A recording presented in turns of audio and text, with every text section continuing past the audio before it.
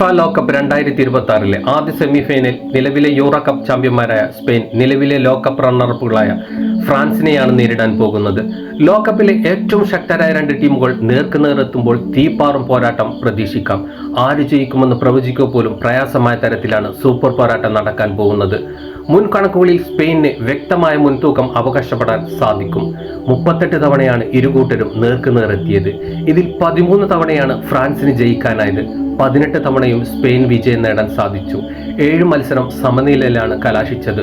ഗോളടിയിലും Spain തന്നെ മുൻതൂക്കം. പ്രധാനപ്പെട്ട മത്സരങ്ങളിലും സ്പെയിനിന് മുൻതൂക്കമുണ്ട്.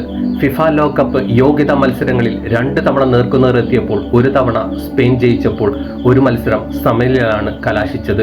യുഎഫ നാഷൻ ലീഗിൽ 2 തവണ നേർക്കുനേറെത്തിയപ്പോൾ ഇരു ടീമും ഓരോ മത്സരം ജയിച്ചു.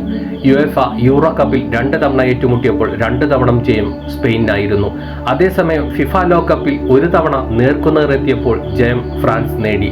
ഏറ്റവും ഒടുവിലായി 2025 ജൂൺ 6 നടന്ന നാഷൻസ് ലീഗിലാണ് ഇരു ടീമും ഏറ്റുമുട്ടിയത്. ഗോളടിമേളം കണ്ട മത്സരത്തിൽ ജയം സ്പെയിനായിരുന്നു. 5-4 സ്പെയിൻ വിജയം നേടിയെടുത്തത്. നിക്കോ വില്യംസും മൈക്കൽ മെറീനോയും പെഡ്രിയും ഓരോ ഗോളും, ലാമിൻ യമാൽ 2 ഗോളും ഈ മത്സരത്തിൽ നേടി. ഫ്രാൻസിനായി കെലിയൻ എംബാപ്പയും റയാൻ ചെർക്കിയും റാൻഡൽ കൊളോമുവാനിയും വലകുലുക്കിയപ്പോൾ ഡാനിയൽ വിവിയന്റെ സെൽഫ് ഗോളും ലഭിച്ചു. 2026 ഫിഫ ലോകകപ്പിലെ ഫോം വിലയിരുത്തുമ്പോൾ സ്പെയിനേക്കാൾ മുൻതൂക്കം ഫ്രാൻസിന് അവകാശപ്പെടാം. കെലിയൻ എംബാപ്പയുടെയും ഡെംബെലയുടെയും മിന്നുന്ന ഫോമാണ് ഫ്രാൻസിന് കരുത്തേകുന്നത്. എംബാപ്പെ 8 ഗോളും 3 അസിസ്റ്റും നേടി നിലവിൽ ഗോൾഡൻ ബൂട്ട് പോരാട്ടത്തിൽ തലപ്പത്താണുള്ളത്.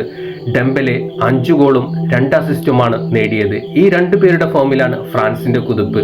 സ്പെയിനിന് ഗോൾ വേട്ടയിൽ മൈക്കൽ യോർസബാലാണ് മുന്നിട്ട് നിൽക്കുന്നത്. 4 ഗോളും 1 അസിസ്റ്റുമാണ് ഈ ലോകകപ്പിൽ ഒയാർസബാൽ നേടിയിരിക്കുന്നത്.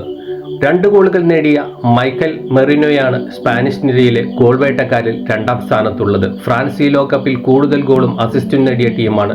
ഫ്രാൻസ് 16 ഗോളും 14 അസിസ്റ്റുമാണ് ഫ്രാൻസിന്റെ അക്കൗണ്ടിലുള്ളത്. 47 ടാർഗറ്റ് ഷോട്ടുകളുമായി ഈ റെക്കോർഡിലും ഫ്രാൻസ് മുന്നിട്ട് നിൽക്കുന്നു.